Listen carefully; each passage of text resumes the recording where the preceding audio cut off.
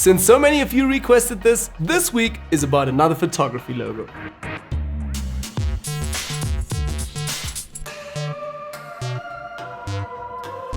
So hey guys, welcome back to a brand new design tutorial. My name is Manny and this week I'll show you guys how to create another photography logo. This one is a little bit more technical, but again, an awesome little piece of practice for you, and also if you want to replicate this for your own little photography logo design. So yeah, let's get right away into the tutorial. Enough of the talking. Okay, so over in Photoshop, you guys can see again on my right hand side here, I have a few layers ready and groups. So I'm going to open everything and show you guys right away what we're going to do. So first of all, I don't want to talk too much about the background, and I will also not show the background with the whole design part here. I'm just literally going to go through the layers. Alright, so first of all, this is my final image that I took into Photoshop. Just again, a background image with a slight blur on there. Going to filter, blur, Gaussian blur, and like a 2.3. Yeah, that should be good. So let's say 2. Okay, gonna accept it. It's also a very detailed and close-in shot. Okay, I've blurred this again so that our logo can stand out a little bit. Now, on top of that, just again another adjustment layer here, just with a gradient. So basically under the adjustment layers down here, selected gradient, and then under the gradient, selected the purple to orange filter over here. Hit OK, and change the blending options. So again, back to color. And then I played a little bit with the opacity. As you guys can see over here, 34% of opacity. Okay, let's delete this again. So again, that was the before and after. On top of that, just a bit of hue and saturation. I think I actually played with this a little bit. Have a look here. Yep, it's just -2 very slightly. You can also leave this out actually. Okay, and then on top of that, a black layer, a complete new black layer with also opacity 36, so that our white logo can stand out a little bit later. All right, so if this would be white, you would maybe not see it as good, but maybe if your logo is black, so you can decide on that, like in every tutorial. Okay, so that's the background and this is the text. So let's get right away to the design part. It's very, very simple. So first of all, I'm going to start out just with creating a shape. So again, I'm going to go to the shape tool over here on the left-hand side, go to the top to my library here, and in my library, all the way down, I'm going to select my camera shape over here. If you also want to have my complete shape library, do have a look down below in the description. You can find a link there that goes to my website. Sign up and you'll get my complete free tutorial library plus some more extras like background textures and other great goodies. So yeah, sign up for that. All right, let's get back. I'm going to select the camera over here and double tap on that. Okay, so now it's selected. First thing that we're going to do now is going to the stroke here and set that to transparent. We do not want to have a stroke. I'm going to go to fill and select the white foreground color over here, so it's set into white as well. And then I'm going to hold shift on the keyboard now and make a small selection here and just drag with the mouse. So we're in order to get this type of shape like camera. Okay, I'm going to move it over to the side because I'm not sure yet what size we're going to have. But remember, this is a smart object, so the size will be good and also the resolution, and you can take it now up and down and change the sizes without worrying if it will break or anything. Okay, let's select the text tool from the left side. I'll make a nice big selection here. And today's photographer is called Fred. Also a bit of inspiration there, Fred Fisher. Okay, so we've selected Fred Fisher. First of all, what I want to do is select the right font. I'm going to select everything and we're going to work with Helvetica Neue again because it's kind of trending right now and it looks great. So again, you guys can also find that down below in the description, the font, if you want to know more about this. Okay, so Helvetica Neue it is. I'm going to select it as bold. And the size, I'm going to play with that in a moment. Make this actually a bit bigger. Okay, and also white foreground color. And now we're going to go over to the character box here on the right hand side. And in the character box, I might play a little bit more with my tracking. Make this a bit bigger. Okay, something like 40%. I'm going to accept it. Take the move tool and literally now move this over here. So what I'm firstly looking at now, I'm just going to go with my guidelines here. Let's drag one guideline down. Okay, so I'm firstly looking at that it touches the bottom and another guideline that it touches the top. So my font can actually be a bit bigger. Or I can also take my camera down if I don't have enough space here. Okay, so let's actually do that. I'm going to take the guideline down a little bit further to the lettering here, the font. And now I'm going to go back to the shape 1, which we can quickly rename to camera. Okay, maybe just put this correctly. You guys can obviously rename it to whatever you like. I'm going to press Command T now on the keyboard in order to transform.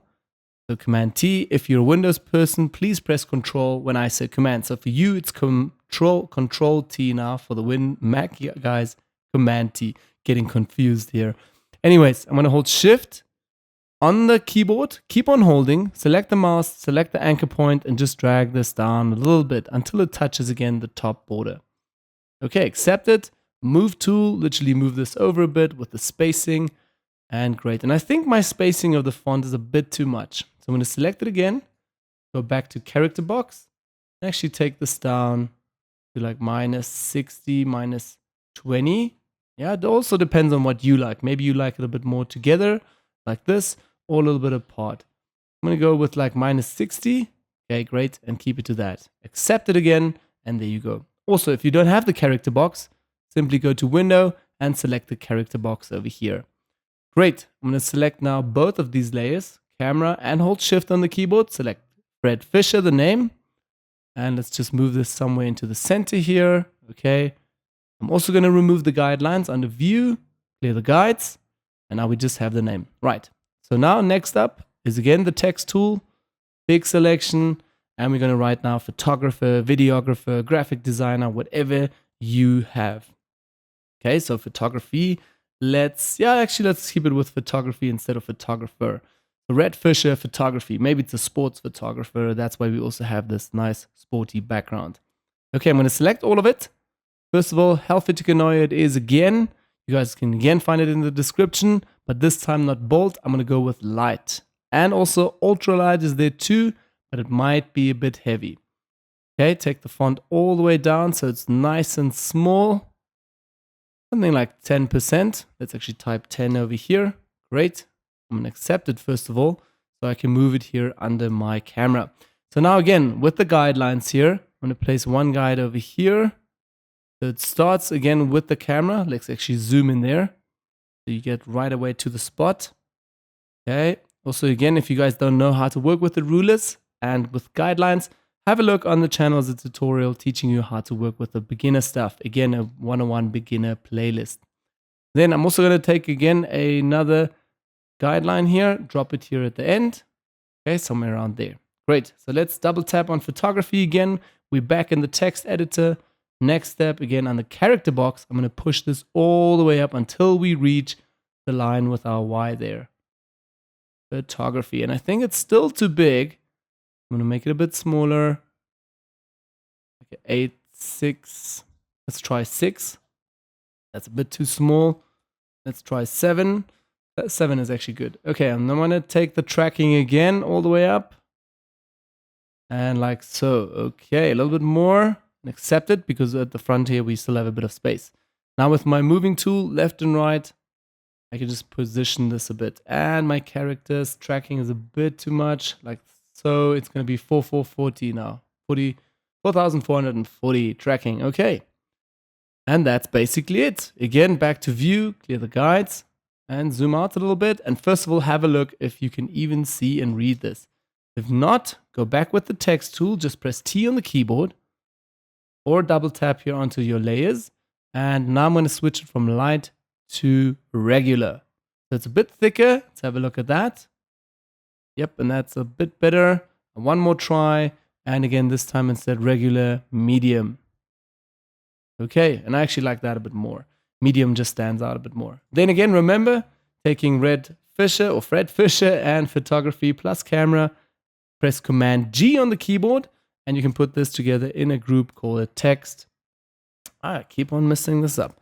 Text, and you are done. So again, this is the previous version, and then my second version over here. Let's actually move that a bit on top. So you guys can see I'm a bit smaller this time, a bit bigger in the first place.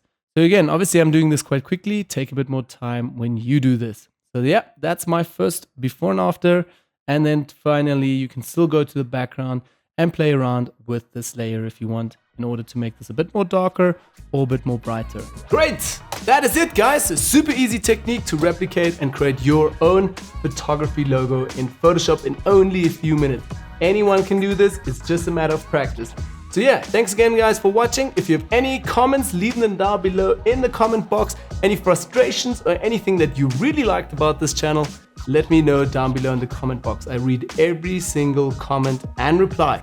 So yeah, thanks again guys for watching. I said this for the third time. Don't forget to subscribe. Stay tuned for our 40,000 thank you video. And yeah, catch you all in the next tutorial. And you want to see some more photography tutorial logos, then you should just check here on the right hand side. Yeah. Not trying to speed things, just on the right hand side. Yeah, click away guys, and catch you all in the next tutorial.